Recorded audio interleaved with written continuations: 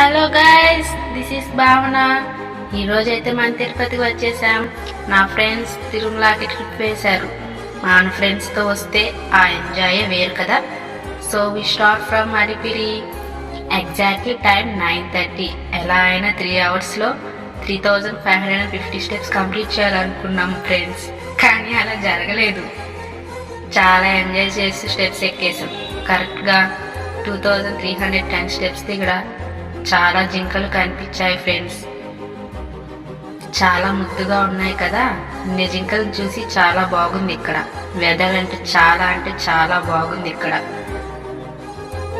ఇక్కడ ఉడతలు చాలా బాగున్నాయి ఫ్రెండ్స్, చాలా ముద్దుగా ఉన్నాయి.